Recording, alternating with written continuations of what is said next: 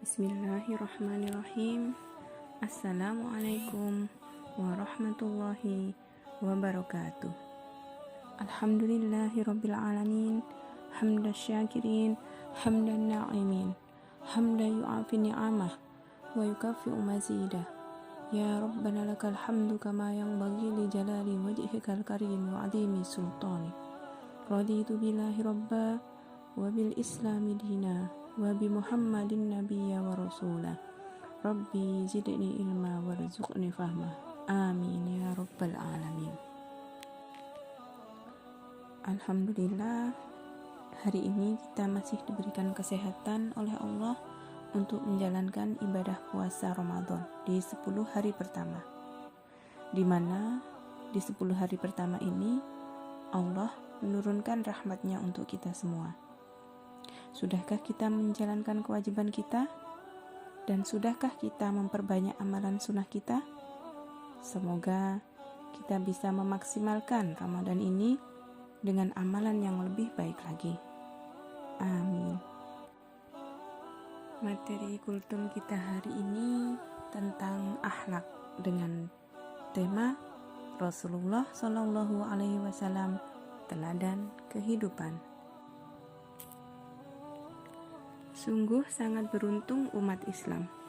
Betapa tidak, karena Allah sudah mengutus Nabi dan Rasul terakhir, yaitu Nabi Muhammad Shallallahu Alaihi Wasallam, sosok yang memiliki riwayat hidup yang sangat jelas dan akhlak yang terpuji. Yang memuji bukan hanya manusia, tetapi langsung Allah Subhanahu Wa Taala, seperti terdapat dalam firman-Nya. Dan sesungguhnya engkau benar-benar berbudi pekerti yang luhur. Quran Surat Al-Qalam ayat 4. Dengan kepribadian yang agung itu, maka sangat layak kalau Rasulullah Shallallahu Alaihi Wasallam dijadikan teladan dalam kehidupan. Allah berfirman,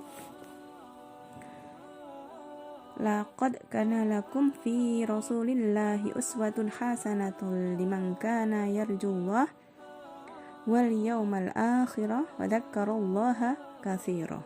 Yang artinya, sungguh telah ada pada diri Rasulullah itu suri teladan yang baik bagimu, yaitu bagi orang-orang yang mengharap rahmat Allah dan kedatangan hari kiamat, dan yang banyak-banyak mengingat Allah.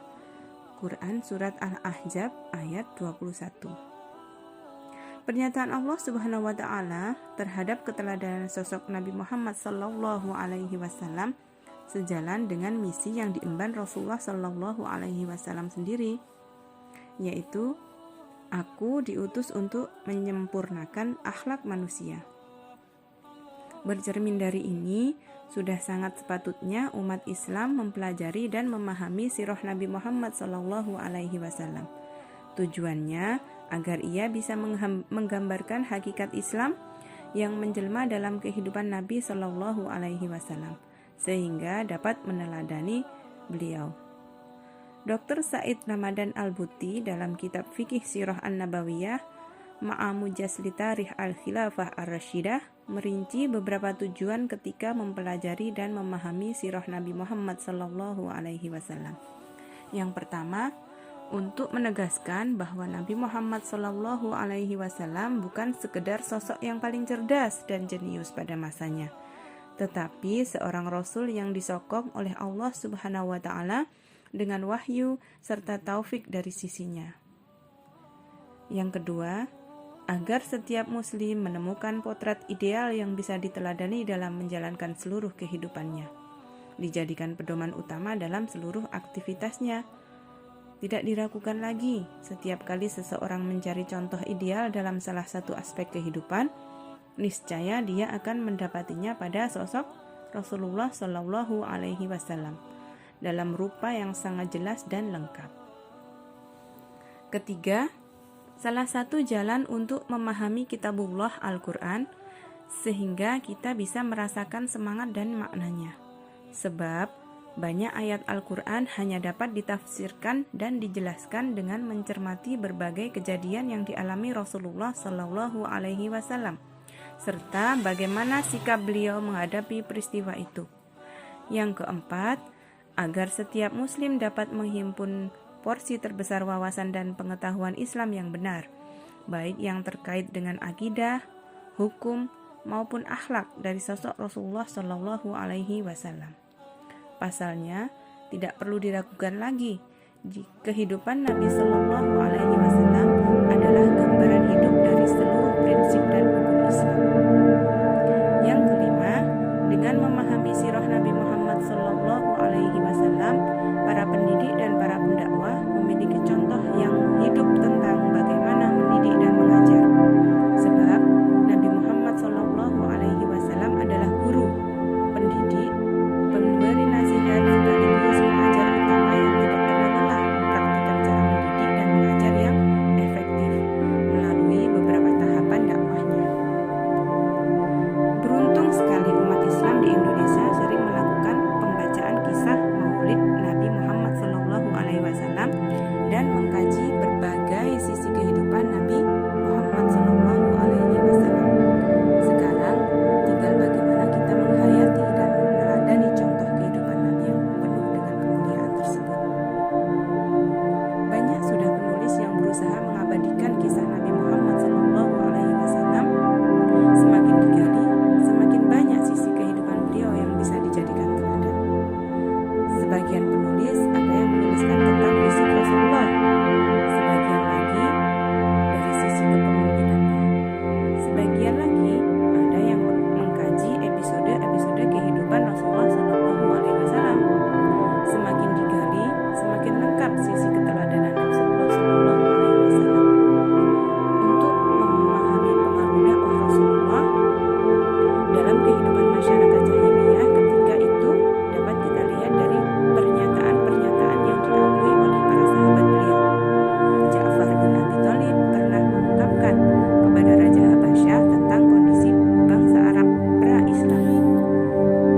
Wahai Raja, dulu kami adalah bangsa jahiliyah yang menyembah berhala, mengkonsumsi bangkai, melakukan perbuatan keji, memutuskan silaturahim, melukai tetangga, dan orang yang kuat di antara kami memangsa yang lemah.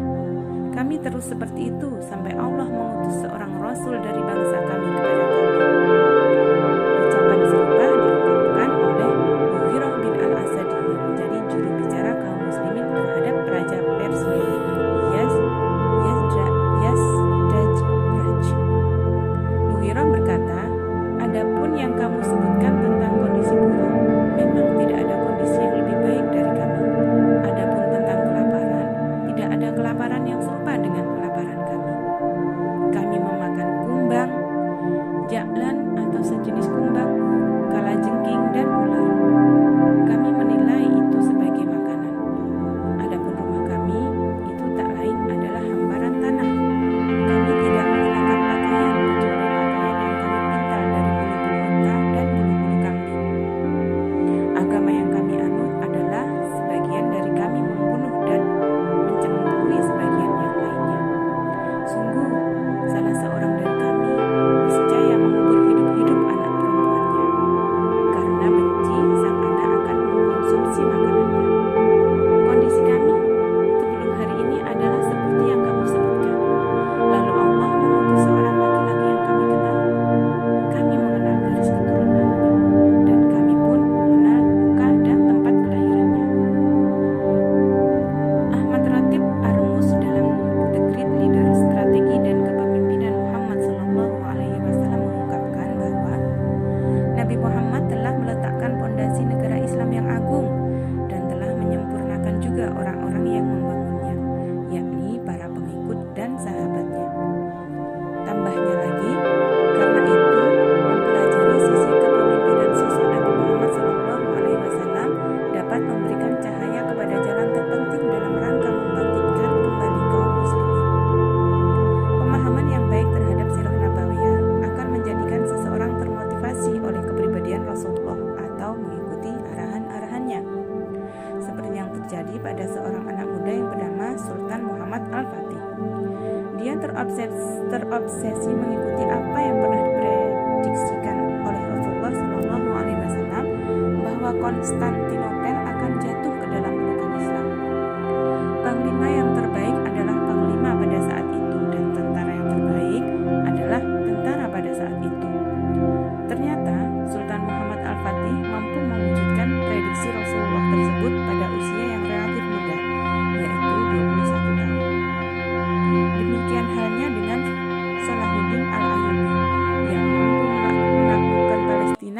karena mendalami sirah an-nabawiyah. Dari Rasulullah Shallallahu Alaihi Wasallam, kita juga bisa belajar bagaimana bangkit dari keterpurukan. Ingat, beliau dan umatnya pernah diembargo oleh kaum kafir Quraisy selama 3 tahun. Tapi masa-masa sulit itu berhasil dilaluinya dan kemudian tampil sebagai pemimpin peradaban. Jadi, tugas kita hari ini adalah bagaimana beriman kepada Rasulullah Shallallahu Alaihi Wasallam, kemudian merefleksikan nilai-nilai keimanan itu dengan mencintainya, banyak membaca sholawat kepadanya.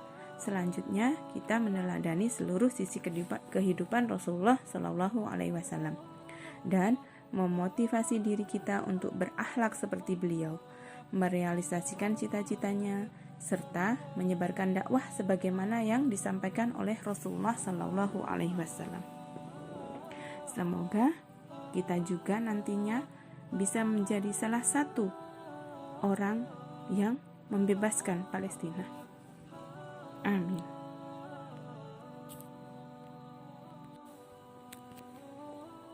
Demikianlah apa yang dapat kami sampaikan. Semoga yang sedikit ini bisa bermanfaat untuk kita semua. Jika ada salah dan kurangnya, itu datangnya dari kami pribadi, dan jika ada kebenaran, itu datangnya semata-mata dari Allah Subhanahu wa Ta'ala. Yunda nasiah yang dirahmati Allah, semoga Allah menerima amal ibadah puasa kita hari ini. Selamat menunggu berbuka puasa bersama keluarga. Ihdinas syiratal mustaqim. Subhana rabbika rabbil izzati amma yasifun. Wa salamun alal mursalin. Walhamdulillahi rabbil alamin. Albiru manitaqa. Wassalamualaikum warahmatullahi wabarakatuh.